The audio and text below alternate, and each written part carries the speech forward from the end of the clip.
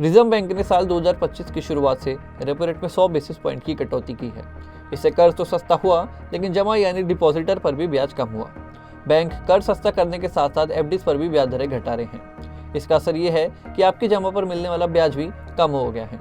अब ऐसे में सवाल है, एफडी पर घटती ब्याज दरों के बीच बेहतर और स्मार्ट इन्वेस्टमेंट का क्या ऑप्शन है।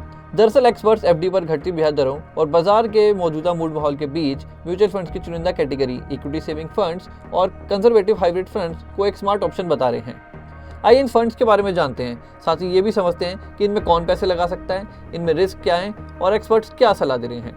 इक्विटी सेविंग फंड और कंजर्वेटिव हाइब्रिड फंड क्या हैं? आईसीआईसी प्रूडेंशियल एएमसी के इन्वेस्टमेंट स्ट्रेटेजी हेड चिंतन हरिया कहते हैं, गिरते इंटरेस्ट रेट के दौर में ये फंड एफडी का पूरा नहीं, लेकिन थोड़ा बहुत अच्छा ऑप्शन बन सकते हैं, क्योंकि जब ब्याज दर गिरती है तो बॉन्ड की कीमतें बढ़ती हैं, जिससे रिटर्न बेहतर होता है और जो थोड़ा सा इक्विटी एक्सपोजर होता है वो बोनस की तरह काम करता है। किसके लिए सही है ये फंड? कोटक म्यूचुअल फंड के मैनेजर देवेंद्र सिंघल कहते हैं, ये फंड उन लोगों के लिए बढ़िया है जो स्थिर और लॉन्ग टर्म इनकम के साथ थोड़ा बहुत ग्रोथ भी चाहते हैं, और वो भी कम रिस्क में।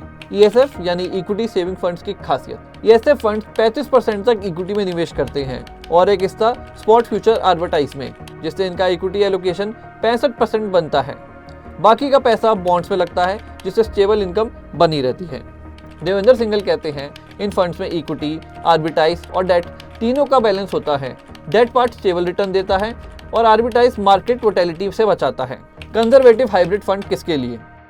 अगर आप बहुत ही सतर्क इन्वेस्टर हैं तो कंजर्वेटिव हाइब्रिड फंड्स आपके लिए बेहतर ऑप्शन है। ये फंड 10 से 25% इक्विटी में और बाकी का पैसा लो रिस्क बॉन्ड्स में लगाते हैं। चिंतन हरिया के मुताबिक कंजर्वेटिव हाइब्रिड फंड्स का बड़ा हिस्सा डेट में होता है, इसलिए बहुत ही कंजर्वेटिव सोच वाले इन्वेस्टर्स के लिए ऑप्शन सही है, खासतौर पर तब जब ब्याज दरें गिर रही हों। रिस्क और वोलेटिलिटी का ध्यान रखें।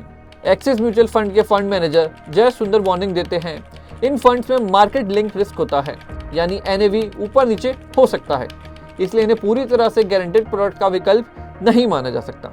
चिंतन हरिया भी याद दिलाते हैं, बुल मार्केट में ये फंड्स बाकी इक्विटी फंड्स जितना नहीं कमा पाते और कभी कभी क्रैश में नुकसान भी हो सकता है, जैसा कि साल 2020 में ऐसे फंड्स 10% तक गिर गए थे। टैक्स का भी हिसाब है जरूरी। जय सुंदर बताते हैं, अगर ईएसएफ फंड में इक्विटी 65% से ज़्यादा हो तो इक्विटी ओरिएंटेड स्कीम मानी जाती है।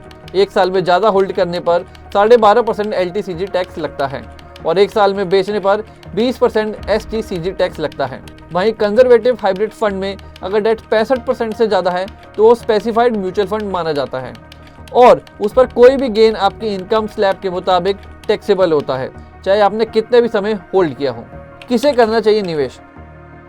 जय सुंदर कहते हैं, अगर आप फिक्स इनकम में थोड़ा मार्केट एक्सपोजर जोड़ना चाहते हैं या पहली बार म्यूचुअल फंड पे कदम रख रहे हैं तो आपकी कुल इनकम का 10 से 30% हिस्सा इन फंड्स में लगा सकते हैं। लेकिन चिंतन हरिया की सलाह है, जिन्हें पूंजी की सुरक्षा चाहिए या एनएवी का उतार चढ़ाव बर्दाश्त नहीं होता, उनके लिए फंड्स नहीं हैं। ये सिर्फ उनके लिए हैं जो 3 साल या उससे ज़्यादा के समय के लिए थोड़ा रिस्क ले सकते हैं। अगर आप भी एफडी की घटती ब्याज दरों से निराश हैं और समझदारी से पैसा लगाना चाहते हैं तो इस वीडियो को लाइक करें, नीचे कमेंट करके बताएं कि आप इन म्यूचुअल फंड्स में पैसा लगाने की सोच रहे हैं। और हाँ, ऐसी आसान और काम की फाइनेंशियल जानकारी के लिए चैनल को सब्सक्राइब करना ना भूलें।